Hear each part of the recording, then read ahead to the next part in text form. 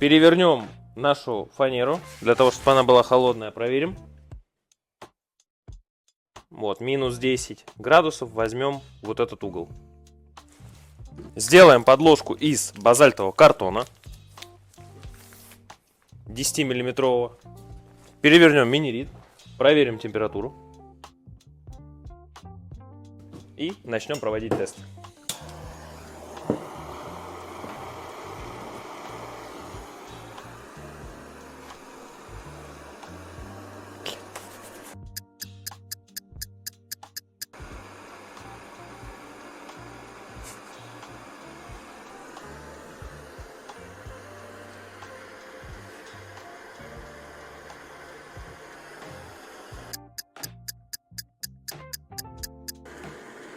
Также больше 380 градусов, но само пятно не такое большое, так как мы бьем точечно.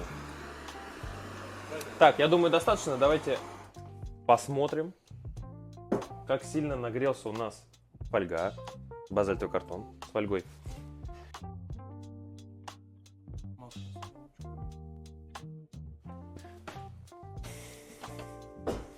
Задняя часть также без видимых признаков перегрева или нагрева. Базальтовый картон у нас нагрелся порядка 2 градусов, 2, 3, 4 градусов.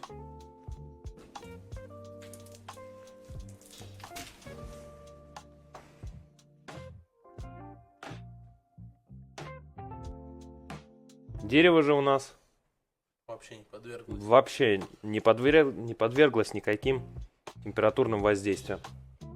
Абсолютно холодное, абсолютно, вот видно по моей руке. Абсолютно холодное дерево. Какой же вывод мы можем сделать из этого теста? Минерит отличный вариант защитить вашу стену от воздействия температуры. Но этот же минерит не все тепло отсеивает, а часть его проводит. Поэтому, чтобы эффективно уберечь вашу стену от воздействия тепла, мы рекомендуем использовать базальтовый картон и желательно с фольгой. Так вы эффективнее и надежнее защитите свое дерево внутри дома, бани и других мест, где установлены теплогенераторы.